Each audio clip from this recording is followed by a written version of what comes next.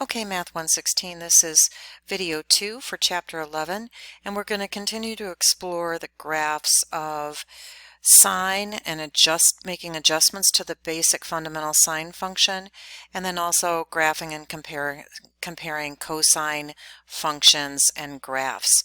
So let's take the graph of y equals -3 sine theta. This is actually going to be a reflection around the x-axis, or the theta axis if you will, because every value you take, not only are you going to multiply it by 3, but you're going to apply the opposite sign. So let's see what that table would look like very quickly.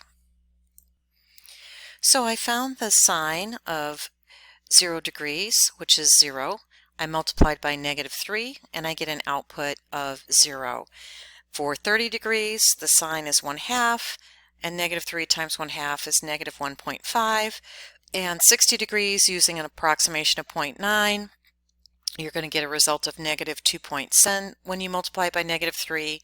And then the sine of 90 we know is 1, multiply by -3 and you get -3. So I need to complete units for my trig graph, and I know that n equals 1 here, so one cycle will be 360 degrees. So I marked out my quadrantal angles and I applied the magnitude of 3 and -3. So now carefully graph with your signs, meaning positive and negative signs. At 0 your output is 0. At -30 degree, or excuse me, at 30 degrees, your output is going to be -1.5, so right about here. At 60 degrees, your output is -2.7, and at 90 degrees, you have your minimum, which is -3. And then continuing, you could probably figure that you're going to use symmetry here. So you step up a little bit for that next 30-degree increment, and then you step up to -1.5, and then at 180 you're going to cross the x-axis, having made your first valley, if you will. Now you're going to need 30-degree increments again, and we know our peak of +3 is going to occur at the halfway point of 270, and your graph is going to end there. And your first step will be about to 1.5, and I like to go over here and graph this one over here at 1.5, and then here we're at about 2.7 on either side of that quadrantal. So this is not going to be the most beautiful looking graph since I'm not using trig graph paper, but I want you to have a feel for how you set your units and how you prepare your graph. Now this is really important.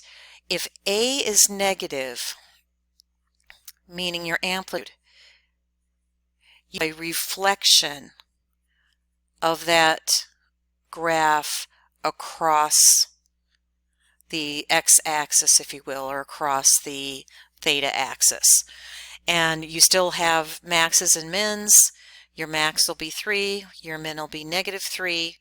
Your period, we already discussed, is 360 degrees.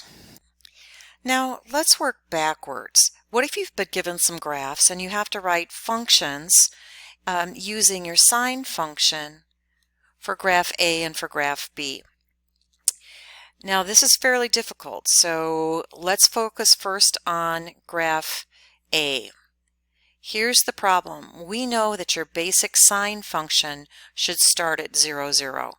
This one doesn't. It starts up here. This one actually has a starting value right here if you want to look at where does it cross the x-axis and climb. That's the first cycle of a sine function. Let's grab our magnitude. So we know that your y value is going to be 4 times the sine of something. Now let's take a look at the cycle. Is it a true 360-degree cycle? It goes 270 here, another 90 here. So yes, one cycle is 360 degrees. So your n in front of your theta is just 1. Now here's the challenge. Is this going to be written as -90 degrees or as plus 90-degree phase angle. You know that you're 90 degrees out of phase because you've got to move this forward to the right 90 degrees. Well, remember our rule of thumb. If you're moving to the right, that's your phase angle is positive. And you can double check this on your calculator for sure. Plug in this function, and that's what I've done here.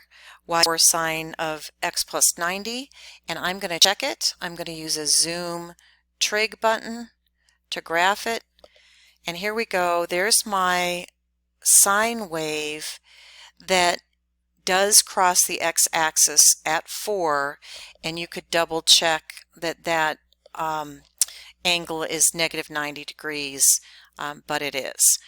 You've shifted it the correct direction.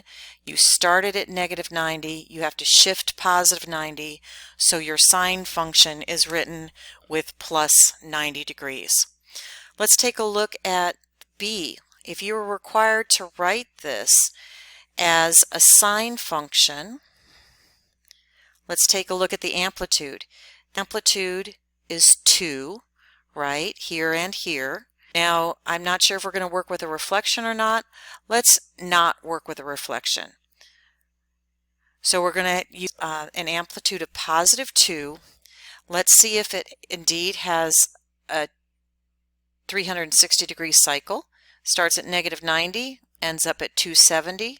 So yes, indeed, there is the end multiplier is just 1 because it has a cycle of 360 degrees. Now, let's try to figure out where we're going to look at our home base, if you will, on this graph so we can decide where to shift it. Let's find crosses the x-axis and then climbs right here. Graph B crosses the x-axis and climbs up to its maximum. This is your home base that you need to shift here. And that looks like it's a negative 90 degrees. So it's your home base, you want to shift it to 0, 0, and so you're going to apply a phase angle of negative 90 degrees in order to get it in phase with your basic sine function. You could check this one on your calculator as well. Okay, so now I'm going to draw some comparisons to the cosine function and how it relates in a very similar way to the sine function.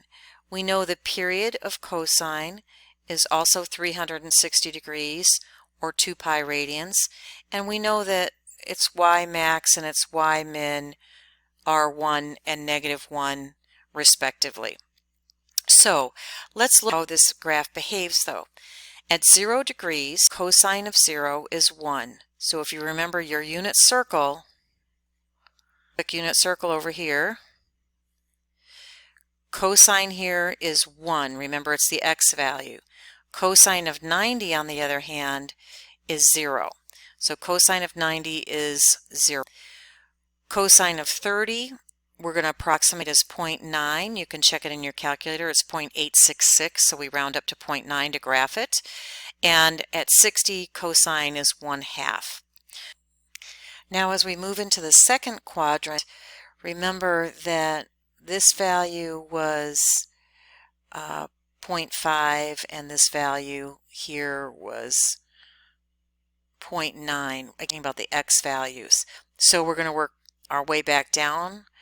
The x value is 0.5, negative 0.5, negative 0.9, and negative 1.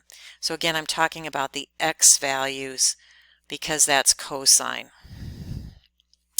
So negative 1/2, 0.9, and then negative 1. Now when we go down to 270 degrees, the cosine there is 0. And when you get to 360 degrees, the cosine is back to 1. So let's graph a few of these points. At 0 degrees, cosine is, let's call this 1 up here. This is 1. And at 90 degrees, it's 0. At 180 degrees, it should be at -1. At 270 degrees, it's 0, and at 360, it's back up to 1. So as you can see, this is going to have a downward trend. Cosine starts high, and if I can, let's see, 30, 60. So at 30 and 60. So at 30 degrees, it should be 0.9. Let's see, 1, 2, 3, 4, 5, 6, 7, 8, 9. Okay, this is actually good graph paper for this. At 60 degrees, we decided it was 0.5. And so here you have the downward descent, if you will, and then into negative territory with your first value being -1/2, your next value being -0.9. And here's the start of your valley for the cosine function. And as you can imagine, it's going to continue its curve until it returns up to its peak. So when you first see a single period of cosine between 0 and 360, it looks a little strange because you don't sine, you're very used to seeing the completion of the cycle. But this is a completion of one cycle. You'll be descending down if you continue on, and again intersecting the x-axis. So how does y equals cosine theta compare to sine? Well, let's think about that. Remember, sine, and we could back this up and we'd have a curve here too. So sine starts at 0, 0 and rises. So you say that this graph could also be graphed by using sine of theta with an adjustment. But what would your adjustment have to be? -270 degrees. And whoops, sine of -270 degrees. That's going to be my hypothesis. Let's see whether that holds true. Is sine of theta minus 270 equal to cosine of theta? So I went to my graph, I graphed sine of x minus 270, and I graphed it, and it sure looks like it produces the right graph. It starts high, it goes low, and it looks like it should line right up with cosine.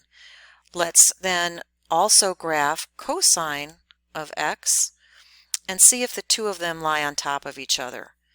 And in fact, double check that you have them both highlighted when you're graphing, meaning in the y equals function, make sure they're both highlighted, then they both graph, and you'll see if you trace them, you'll see they lie on top of each other.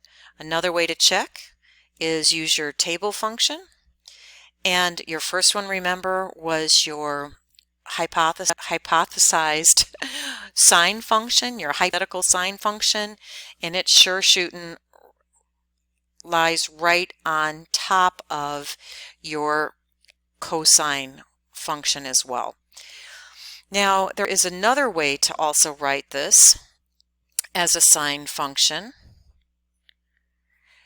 And remember how sine starts at 0, 0 and rises? So if we could figure out what this point is and make a positive shift.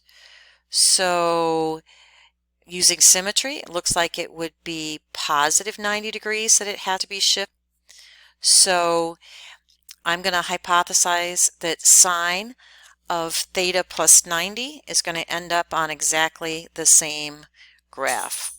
So sine of theta plus 90. And I've got it in my calculator, it's thinking, it's graphing, and in fact it traces right alongside all of the other two functions. And if you want to look over to see y sub 3, you toggle over with your toggle button right here, that arrow, and it'll key you over to see the output for y3. So to summarize, there are three different ways to represent this graph, and The most common relationship that we understand is that cosine of theta is a shift of sine in 90 degrees to the positive.